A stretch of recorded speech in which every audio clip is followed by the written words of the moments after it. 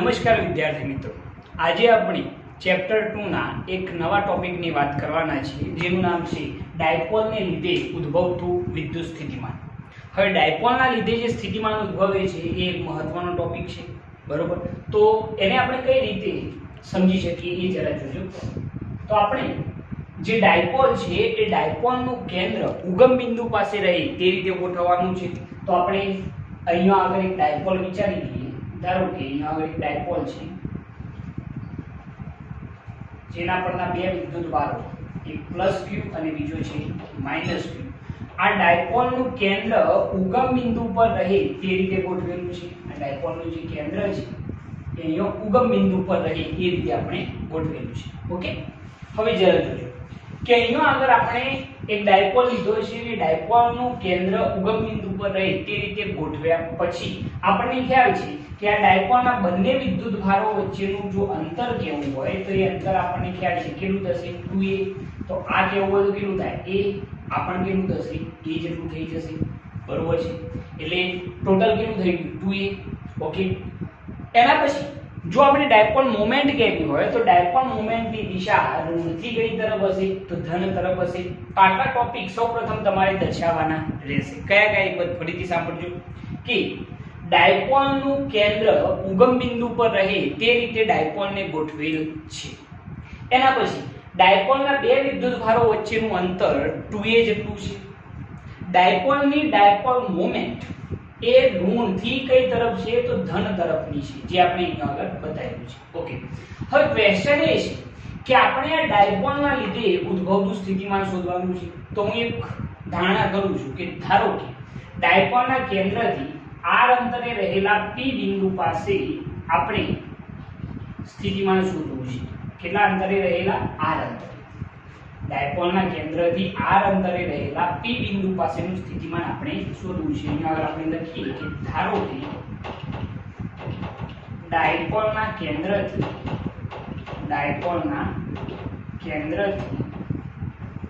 r અંતરે રહેલ p બિંદુ પાસે સ્થિતિમાન શોધવું છે. ઓકે, તો એ આપણને કઈ રીતે મળશે, ડાયપોલના કેન્દ્રથી r અંતરે જે આ p બિંદુ છે એ p બિંદુ પાસેનું સ્થિતિમાન શોધવાનું છે. તો આપણે શું કરીશું, બેઝિક આઈડિયા એવો છે કે +q વડે p બિંદુ પાસેનું સ્થિતિમાન શોધીશું, જેને નામ આપીશું v1. -q વડે p બિંદુ પાસેનું સ્થિતિમાન શોધીશું, જેને નામ આપીશું v2, અને બંનેનો શું કરી દઈશું, સરવાળો.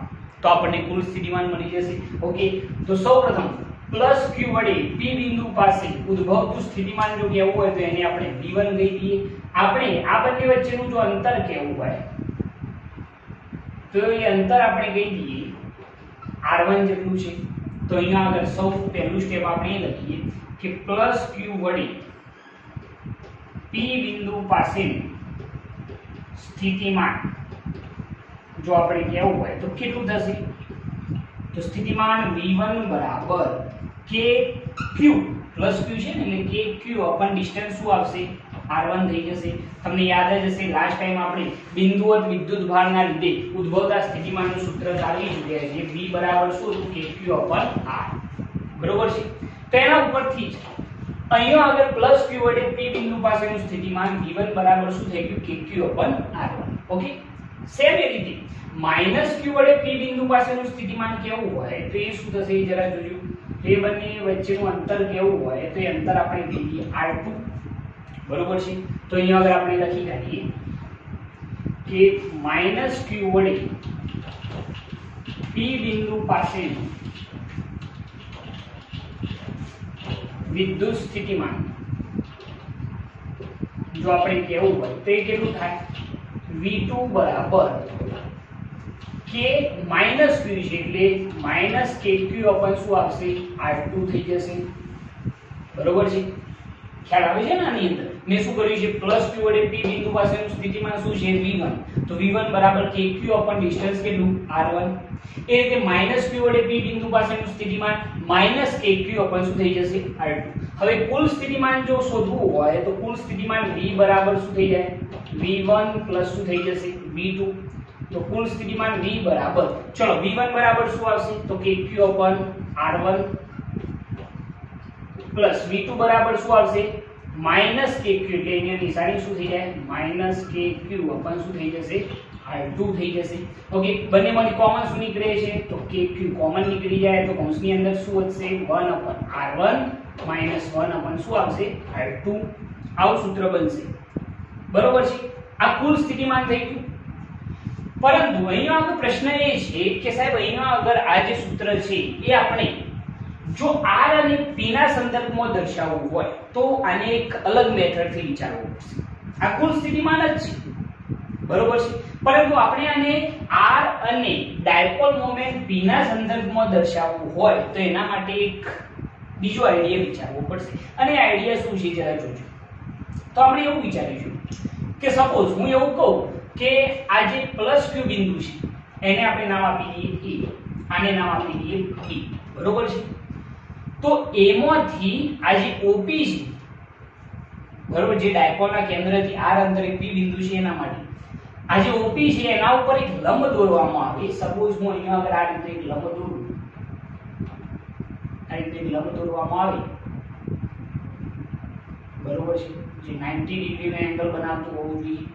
તો અહીંયા આગળ જો લંબ દોરવામાં આવે તો કન્ડિશન શું થાય, અહીંયા આગળ એંગલ કેટલો હશે 90 ડિગ્રી. જો અહીંયા લંબ દોરીએ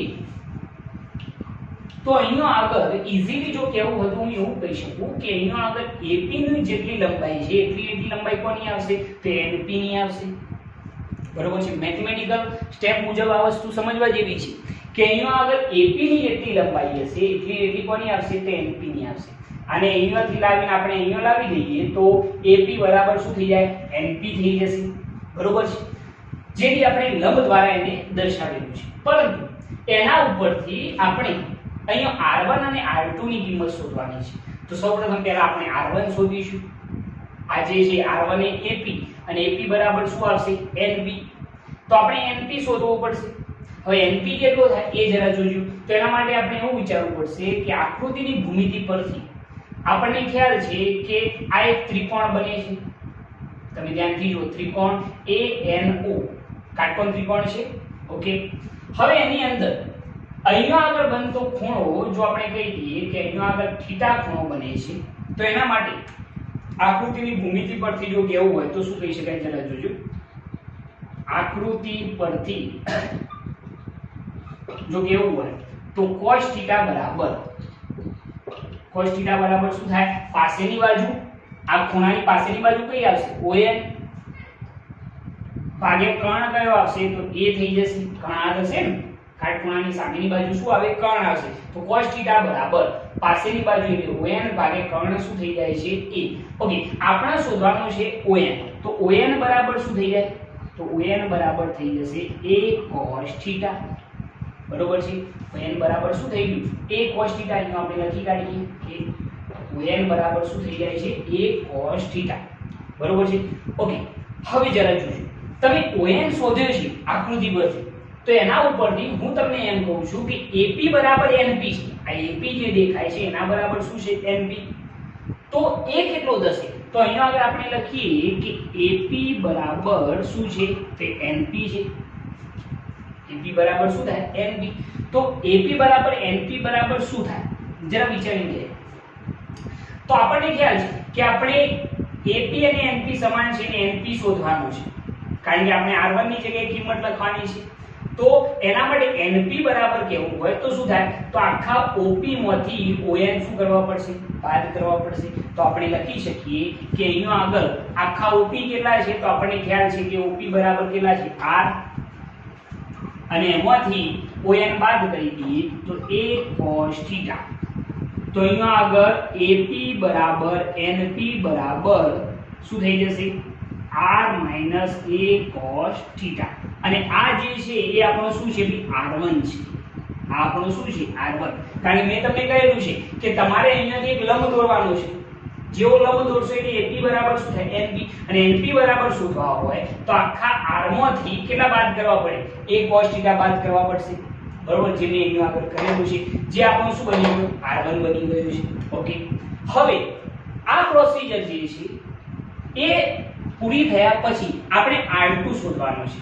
હવે R2 શોધવા માટે શું કરીશું? તો એના માટે આપણે શું કરીશું? આને પણ અહીંયાથી ઉઠાઈને સમજી લો, અહીંયા વિચાર્યું તો એના માટે આપણે આ જે OP છે એના ઉપર અહીંયાથી શું દોરવું પડશે? લંબ. તો અહીંયાથી લંબ દોરીએ એક આ રીતે. આ લંબ થઈ ગયું, બરોબર છે. અહીંયા જો લંબ દોરીએ છીએ તો આપણને ખ્યાલ આવશે કે અહીંયા આગળ 90 ડિગ્રી એંગલ બને. આ થીટા છે એટલે આપણને કેટલો થશે? તો થીટા થશે, બરોબર છે.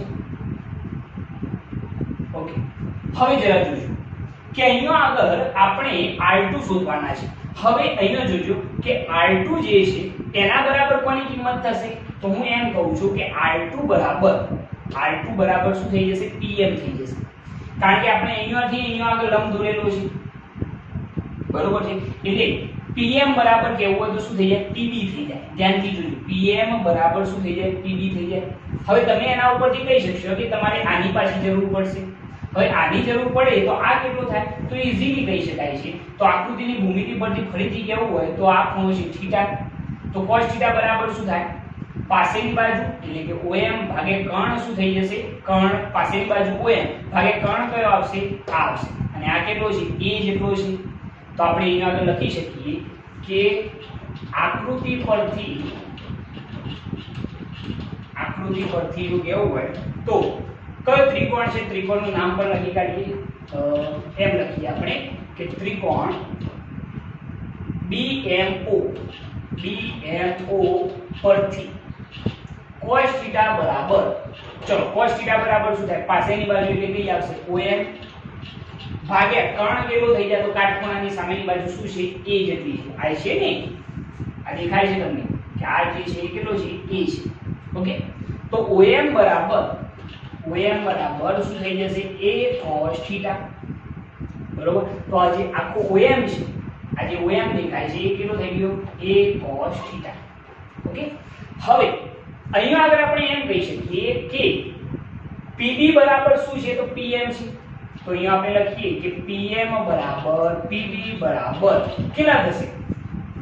તો આપણને ખ્યાલ છે કે કેન્દ્રથી P બિંદુ એટલે કે OP બરાબર તો કેટલા છે? 8 અને બીજા OM બરાબર કેવા તો કેટલા આવ્યા? A cos theta. તો આપણે લખવું હોય તો PB બરાબર PM બરાબર R પ્લસ શું થઈ જશે?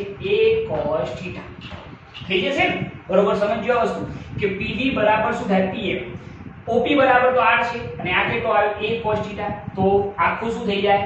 R plus A cos theta. અને આ જે આપણને મળ્યો છે એ આપણો શું આવશે? R2 થઈ જશે. બરોબર. આ મહત્વની વસ્તુ છે કે તમારે આ પહેલા આ ત્રિકોણ ધ્યાનમાં લેવાનો છે અને R1 શોધવાનો છે. અને AP બરાબર શું થાય? NP. અને એના બરાબર આપણને કેટલા મળશે? તો આખા R માંથી કેટલા બાદ કરવા પડે? A cos theta. એ રીતે R2 માટે શું કરવું પડે? તો R2 માટે PB બરાબર શું થાય? PM થાય. અને એના બરાબર લખવું હોય તો શું થાય? R plus A cos theta થઈ જશે. આ બે વસ્તુ તમારે સૌથી મહત્વની સમજવાની રહેશે. ઓકે, હવે આ બંને જે કિંમતો છે એ આપણે સમીકરણ 1 ની અંદર એપ્લાય કરીશું. તો શું થશે જરા જોજો. તમે આ નોટ કરતા રહેજો. ઓકે, હવે જરા જુઓ કે આપણે જો એની અંદર એડ કરીએ તો શું થાય? ઓકે, તો સમીકરણ 1 પરથી જો આપણે લખવું હોય તો શું થાય? કુલ સ્થિતિમાન V બરાબર KQ કૌંસની અંદર 1/R1. ચલો R1 બરાબર કેટલા લખીશું? AP બરાબર શું થયું? NP. અને NP બરાબર શું લખેલું છે આપણે? R minus A cos theta, જે આપણો R1 છે. તો અહીંયા આપણે લખી કાઢીએ R minus A cos theta. ખ્યાલ આવે છે ને? બરોબર છે. ઓકે, એના પછી માઈનસ R2 બરાબર શું આવશે? તો R2 બરાબર પણ આપણે શોધેલા છે. શું થઈ જશે? R plus A cos theta થઈ જશે. બરોબર છે. આનું સાદુરૂપ આપણે થોડુંક આપી દઈએ તો કુલ સ્થિતિમાન V બરાબર KQ કૌંસની અંદર લસાઅ કેટલો થઈ જાય? તો લસાઅ થશે R² minus A² cos² theta થશે ને?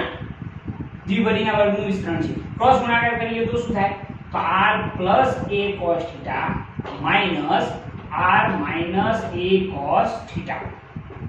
બરોબર છે. તો પ્લસ R માઈનસ R શું થઈ ગયા? દૂર થઈ ગયા. ઓકે, હવે આનું સાદુરૂપ આપણે આગળ વધારીએ તો શું થાય છે જરા જુઓ.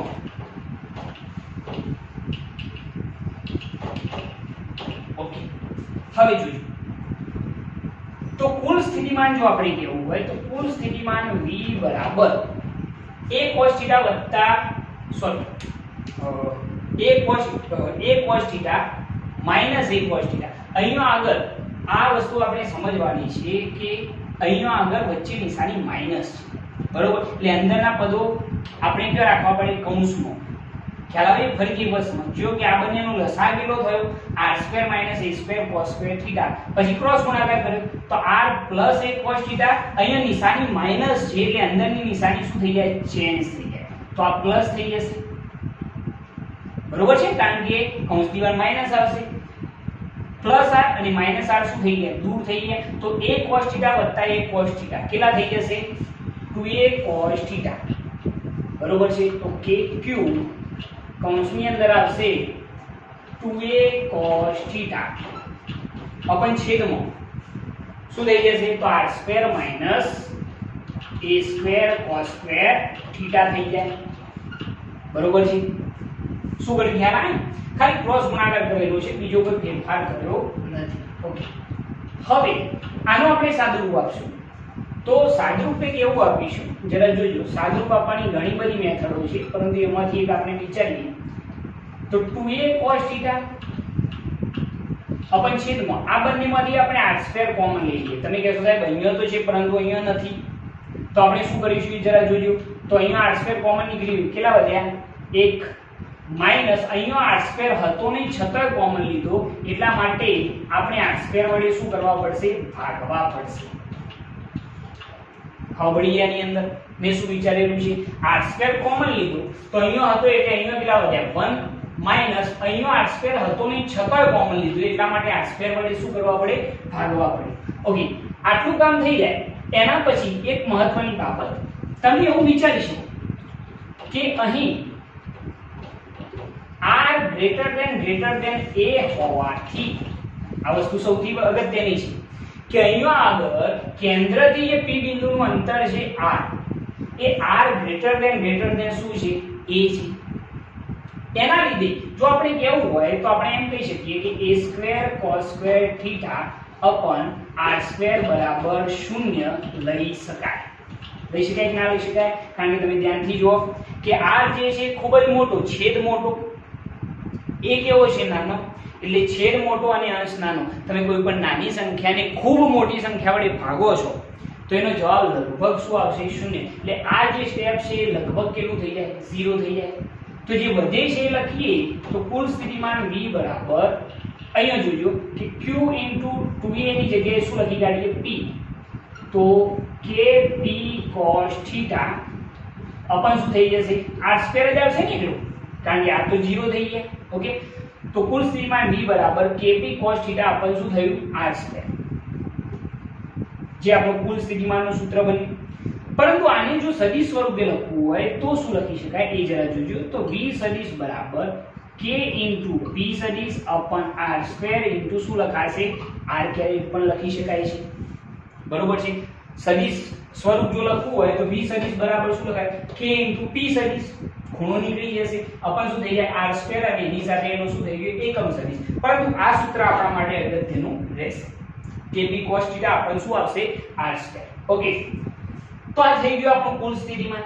હવે આની અંદર કેટલાક મહત્વના કિસ્સા એવા વિચારી શકાય કે અત્યાર સુધી આપણે એ જાણીએ છીએ કે ડાયપોલની, તમને યાદ હોય તો આપણે પહેલા ચેપ્ટરની અંદર ડાયપોલની અક્ષ પર ઉદ્ભવતું વિદ્યુત ક્ષેત્ર શોધ્યું હતું, ડાયપોલની વિષુવરેખા પરનું વિદ્યુત ક્ષેત્ર શોધ્યું હતું, બરોબર છે? પરંતુ હવે આ જે p બિંદુ છે ગમે તે જગ્યાએ હોય તો એ કન્ડિશનની અંદર અહીંયા આગળ જો આપણે કહેવું હોય તો કેટલાક મહત્વના કિસ્સા એવા વિચારી શકાય કે મહત્વના કિસ્સા અહીંયા આપણે લખી કાઢીએ. તો સૌપ્રથમ આપણે વિચારીએ અક્ષ પર. તો અક્ષ પર વિચારી લઈએ કે થીટા બરાબર કેટલા હોય? 0. અક્ષ સમજો છો તમે? આ જે આવશે ડાયપોલની શું આવશે? અક્ષ. આમ, બરોબર છે? તો એની અંદર r અને p વચ્ચેનો ખૂણો કેટલો થાય? તો તમે સમજી શકો છો કે આ r થઈ જાય અને ડાયપોલ મોમેન્ટ પણ એના દિશામાં, એટલે થીટા બરાબર કેટલા થઈ જશે? 0. તો એ કન્ડિશનની અંદર સ્થિતિમાન v બરાબર kp cos થીટા ની જગ્યાએ શું લખીશું 0 અપન શું આવશે r² થીટા બરાબર કેટલા લખવાના 0 તો cos 0 ની કિંમત 1 એટલે v બરાબર શું થઈ ગયું kp/r² થઈ જાય। આ કઈ જગ્યાએ સ્થિતિમાન આવ્યું તો ડાયપોલ ની અક્ષ પર બરોબર છે। સપોઝ હું એવું કહું કે અહીંયા આગળ થીટા બરાબર પાઈ હોય, થીટા બરાબર શું હોય પાઈ એટલે કે 180 ડિગ્રી હોય બરોબર છે। તે કન્ડિશનમાં શું થાય મતલબ શું થાય કે r સદિશ અને ડાયપોલ મોમેન્ટ બંને એકબીજાથી પ્રતિ સમાંતર હોય। તો એ કન્ડિશનની અંદર કુલ વિદ્યુત સ્થિતિમાન v બરાબર kp cos θ r²। ચલો થીટા બરાબર 180 ની કિંમત કેટલી થાય -1 એટલે વિદ્યુત સ્થિતિમાન v બરાબર -kp શું થઈ જાય r² થઈ જશે। આ ક્યારે કે જ્યારે થીટા બરાબર કેટલા હોય 180 ડિગ્રી હોય બરોબર છે। એના પછી બીજો કિસ્સો આપણે વિચારી લઈએ કે વિષુવ રેખા પર, તો વિષુવ રેખા પર થીટા બરાબર કેટલા ડિગ્રી થઈ જાય 90 ડિગ્રી। આ અક્ષ થશે, આ જે આવે અક્ષ, અહીંયા આગળ જે આવશે રેખા એ શું આવશે વિષુવ રેખા, અને એ વખતે થીટા બરાબર એંગલ કેટલો થશે 90 ડિગ્રી। તો સ્થિતિમાન v બરાબર kp cos θ r² સૂત્ર એપ્લાય કરીએ અને થીટા બરાબર કેટલા લખીએ 90 ડિગ્રી। તો cos 90 ની કિંમત કેટલી થઈ જાય 0, તો કુલ સ્થિતિમાન કેટલું થઈ જશે 0 થઈ જશે। તો આપણે એક મહત્વનો કિસ્સો થઈ ગયો। આ બધા જે કિસ્સા છે અક્ષ પર અથવા તો પ્રતિ સમાંતર અથવા તો વિષુવ રેખા, આ બધા કિસ્સા આપણે આ સૂત્ર ઉપરથી લખવાના છે બરોબર છે। આઈડિયા બહુ સિમ્પલ છે કે અહીંયા આગળ થિયરીની અંદર તમારે શું યાદ રાખવાનું છે, જરા ધ્યાનથી આખી થિયરી સમજજો કે સૌપ્રથમ ડાયપોલ વિચારવાનો છે, એની અંદર પ્લસ p વડે p બિંદુ પાસેનું વિદ્યુત સ્થિતિમાન v1 માઈનસ p વડે p બિંદુ પાસેનું સ્થિતિમાન v2 અને પછી એ બંનેનું શું કરવાનું સરવાળો। સરવાળો થયા પછી તમારે એને r અને p ના ફોર્મમાં લખવાનું છે। તો એના માટે તમારે a માંથી અહીંયા આગળ શું દોરી કાઢવાનું લંબ દોરી કાઢવાનું છે। જેવો તમે લંબ દોરશો એટલે તમને ખ્યાલ આવશે અહીંયાથી જો આપણે અહીંયા લંબ દોરીએ તો AP બરાબર શું થાય NP, અને NP બરાબર કેટલા થાય તો આખા r માંથી કેટલા બાદ કરવા પડે a cos θ। જે મેં આકૃતિની ભૂમિતિ પરથી ત્રિકોણ છે ઈઝીલી તમને ખ્યાલ આવી જશે કે cos θ બરાબર પાસેની બાજુ ભાગ્યા શું થાય કોણ, એટલે પાસેની બાજુ તમને કેટલી મળશે a cos θ બરોબર। એટલે NP બરાબર કેવા હોય તો કેટલા થાય AP બરાબર NP બરાબર આખા r માંથી કેટલા બાદ થઈ જશે a cos θ, એટલે તમને r1 મળી ગયો કહેવાય, કારણ કે r1 જેટલો થશે ને બરોબર છે। આ જે NP છે NP બિલકુલ કોના જેટલો થાય r1 જેટલો થાય। એના પછી સેમ ટુ સેમ એના મેથડ થી b માંથી OP ઉપર એક બીજો લંબ દોરવાનો, તો PB બરાબર શું થઈ જાય PM થઈ જાય, અને એની અંદર પણ આ જે OM મળશે a cos θ જ મળશે। તો આખા PM કેટલા થશે તો તમે કહેશો કે સાહેબ r વત્તા શું થઈ જશે a cos θ, જે આપણો r2 છે બરોબર। અને બંને કિંમતો આપણે જે સમીકરણ 1 મેળવ્યું હતું એની અંદર એપ્લાય કરવાની છે અને પછી સાદુરૂપ આપવાનું છે। જેવું સાદુરૂપ આપશો એટલે તમને આ સૂત્ર મળી જશે કે સ્થિતિમાન v બરાબર શું આવશે kp cos θ આપણ શું આવશે r², અને જો સદિશ સ્વરૂપ લખવું હોય તો v સદિશ બરાબર k p સદિશ r² r²। અને એના પછી તમારે અક્ષ પર વિદ્યુત સ્થિતિમાન જોવાનું છે θ બરાબર 0, અથવા પ્રતિ સમાંતર હોય તો θ બરાબર 180, અથવા તો વિષુવ રેખા પર હોય તો θ બરાબર 90 ડિગ્રી બરોબર। આ ત્રણેય કિસ્સા તમારે અહીંયા બતાવવાના રહેશે અને ઈઝીલી તમે આ થિયરી સોલ્વ કરી શકશો બરોબર છે। આ થિયરીને તમે વ્યવસ્થિત એક વખત સમજ્યા પછી એને લખવાનો ટ્રાય કરો અને બને એટલું પરફેક્ટ તમે આ થિયરીને શીખજો, કારણ કે આ થિયરી એક મોસ્ટ IMP થિયરી કહી શકાય છે બોર્ડ લેવલ। ઓકે, બીજી વસ્તુ કે આપણે હવે એક ટેલિગ્રામ ચેનલ પણ સ્ટાર્ટ કરેલી છે, જેની લિંક હું આ ડિસ્ક્રિપ્શનની અંદર મૂકી દઈશ। તમારે એની અંદર જઈ અને ટેલિગ્રામ ચેનલની અંદર જોઈન થવાનું રહેશે કે જેથી આપણી કોઈ પણ અપડેટ હોય તો એ તમને ટેલિગ્રામની અંદર મળી જશે। ઓકે, જય હિન્દ।